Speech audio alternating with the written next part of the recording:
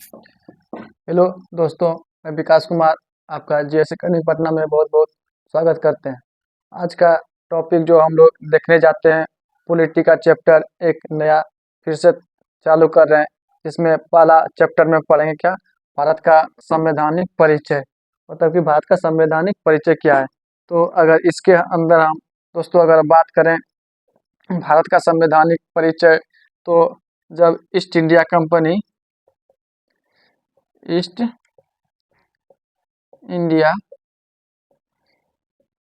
Company 31 दिसंबर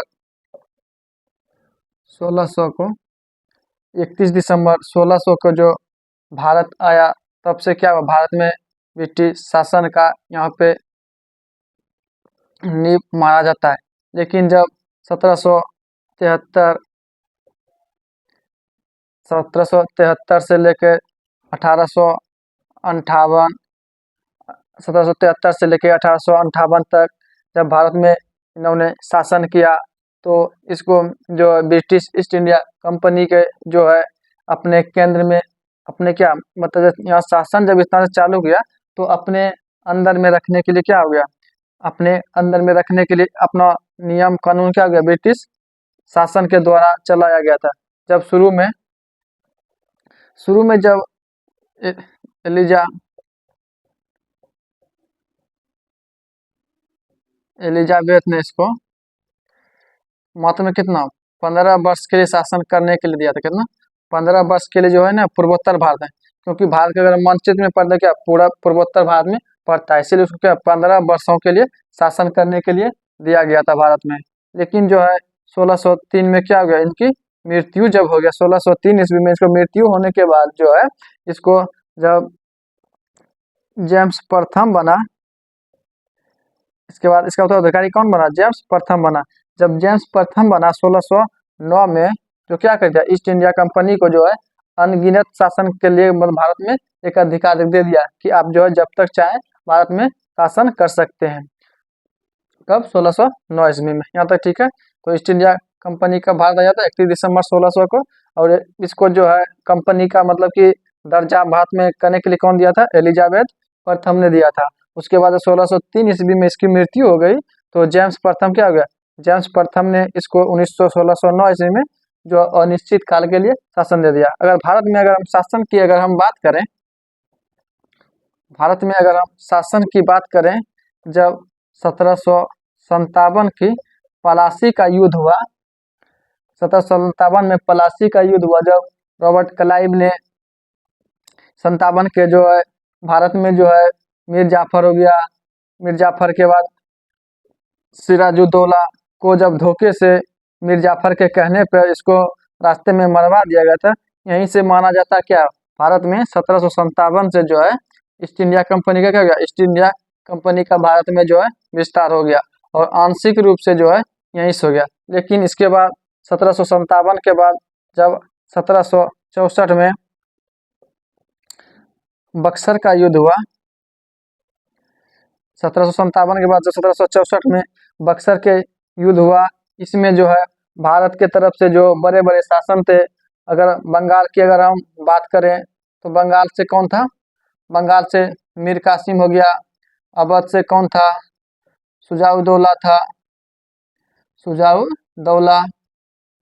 और अगर इसके बाद बोलें तो दिल्ली से कौन था, जो पूरे दिल्ली में, तो बहादुर शाह,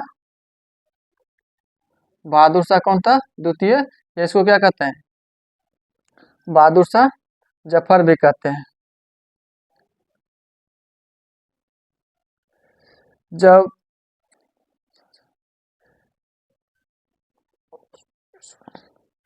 जब तीनों को जब 1764 में क्या हुआ, जब 1764 में युद्ध से जब हरा गया गया, यहीं से क्या गया, भारत में द्वैत शासन की मतलब स्थापना हो गया।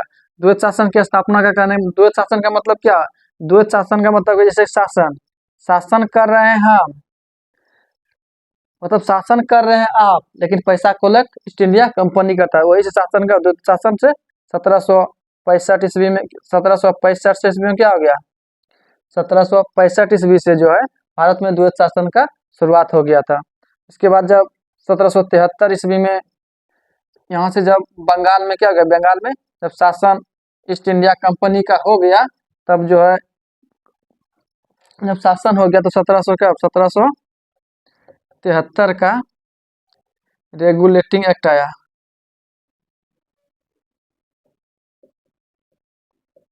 रेगुलेटिंग एक्ट आया। 1700 रेगुलेटिंग एक्ट क्यों पारित किया? 1700 रेगुलेटिंग एक्ट इसलिए पारित किया गया था क्योंकि कंपनी को क्या है, ब्रिटिश शासन के अंदर इसको रखा गया।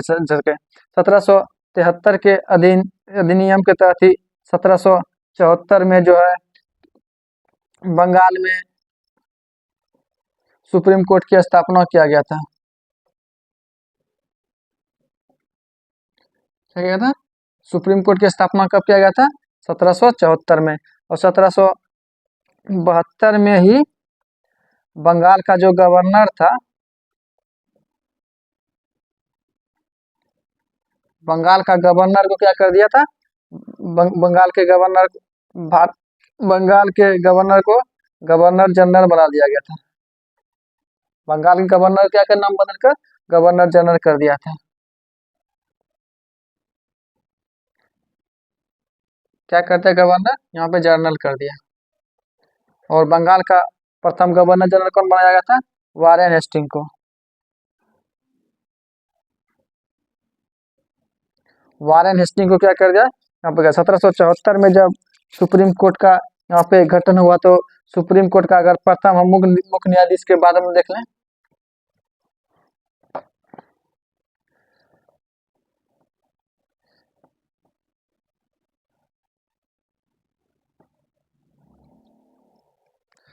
सुप्रीम कोर्ट का स्थापना कब हो गया था? 1774 में।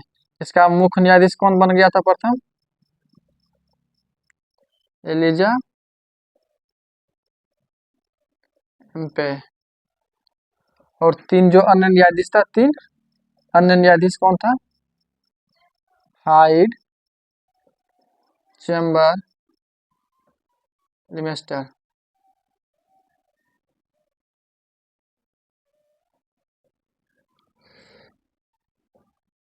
बहुत सा एग्जाम में दोस्तों पूछा गया कि भारत का जब सुप्रीम कोर्ट की स्थापना कलकत्ता में किया गया था, तो उसका मुख्य न्यायाधीश कौन था? एलिजा एम्पे था। और 3 जो अन्य न्यायाधीश था कौन था? हाइड, चैम्बर और लिमेस्टर। क्या था ये? मतलब कि 1774 के हाइड, चैम्बर, लिमेस्टर अन्य न्यायाधीश था। इसका ये जो हाई कोर्ट के बारे में हुआ है।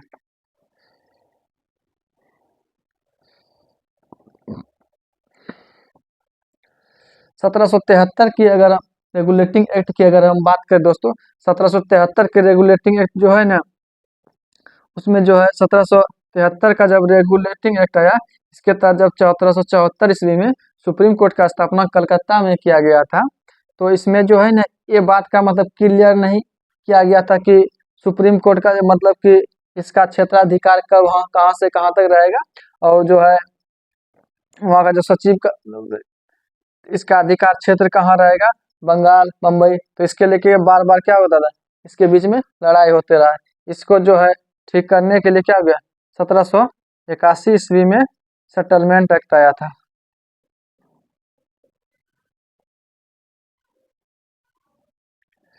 सत्रह सौ इक्यासी के सेटलमेंट एक्ट आया। 1781 के तहत ही अब कानून ये बनाया गया कि अब जो है ना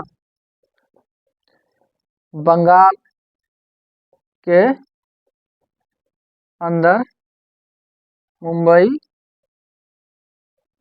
और मद्रास, इसके मतलब कि अंदर कर दिया गया कि मतलब बंगाल के अंदर ही अब जो मद्रास और मुंबई आता रहेगा।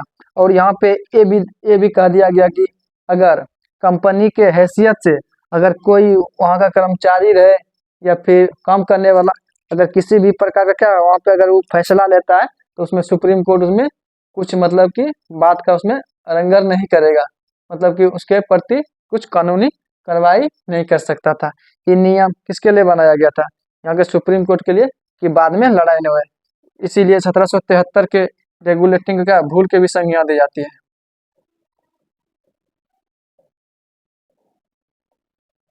क्या कहते हैं इसको? भूल की संज्ञा भी दी जाती है। तो यहाँ तक क्लियर होगा दोस्तों।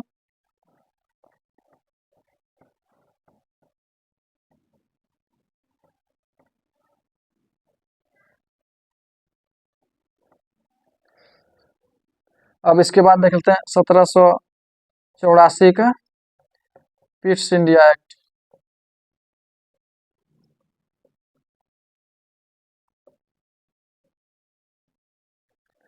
1784 पीट्स इंडिया एक्ट क्यों नाम पड़ा? क्योंकि उस समय वहाँ का जो प्रधानमंत्री था कौन था? पीएम। वहाँ का पीएम कौन था? पीट्स था। इसीलिए उसी के नाम पे क्या हो गया? पीट्स इंडिया एक्ट आया था। जब पीट्स इंडिया एक्ट आया था तो उसमें किसको? कॉर्नवालिस को।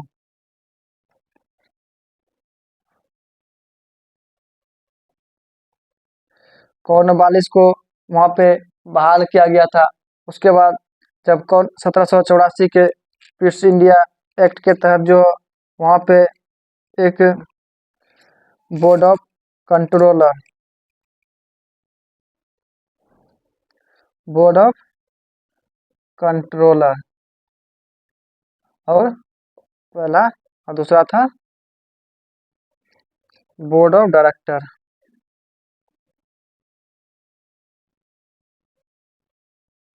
बोर्ड ऑफ डायरेक्टर की अगर हम दोस्त बात करें, ये पहले से था। बोर्ड ऑफ डायरेक्टर जो है 1773 के रेगुलेटिंग एक्ट से ही होता, लेकिन बोर्ड ऑफ कंट्रोल कब? बोर्ड ऑफ कंट्रोल की स्थापना कब हुआ? 1784 में। 1784 में बोर्ड ऑफ कंट्रोल के यहाँ से जो है फिर से क्या हो गया? भारत में द्वैत शासन की प्रणाली चालू हो गया था।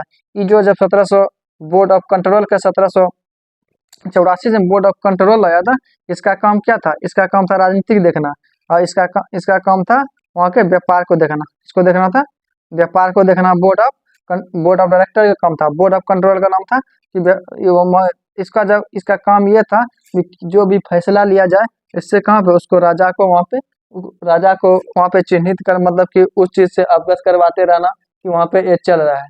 इसके लिए बोर्ड ऑफ कंट्रोल का स्थापना किया गया था। यहाँ तक ठीक है।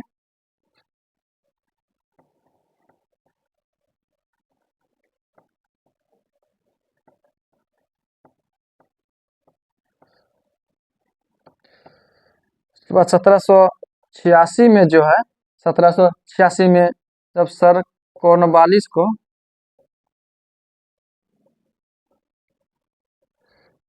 को वहाँ का जब गवर्नर बना के भेजा गया, तो इसने बोला पहली बार की, मतलब कि बीटो क्या चीज है? बीटो का पावर दिया गया था। बीटो मतलब कि ऐसा परिस्थिति जब आता है ना, तो अपना ये फैसला खुद लिया जाता है। तो 1786 में क्या हो गया? बीटो बीटो का शक्ति दिया गया था। बीटो बीटो शक्ति देने का मतलब कि अगर ऐसा परिस्थिति आ गया इससे कि अपना फैसला कुछ भी हो ले सके से, तो 1786 के तहत बीटो का पावर दिया गया था। कॉर्नवालिस को ही भारत में अस्थाई बंदोबस्त के नाम से जाना जाता है।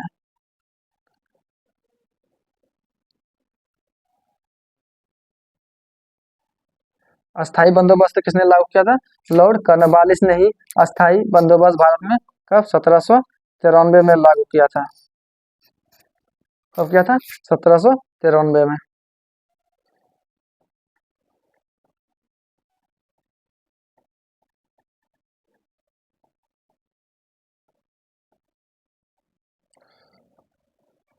और दोस्तों 1773 में भी पहले क्या था कि बहुत से लोगों से क्या रिश्वत लिया जाता था? क्या रिश्वत लिया जाता था? लेकिन 1773 के रेगुलेटिंग के तहत ही यह नियम बनाया गया कि किसी से रिश्वत नहीं लिया जाएगा। और इसी के तहत ये भी कर दिया गया, जैसे कि काला गोरा का नहीं ये था, वो भी मतलब कि भेदभाव क्या कर दिया गया? भेदभाव खत्म कर दिया था। तो 1773 का ही रेगुलेटिंग एक्ट का ये सब क्या था? बात था।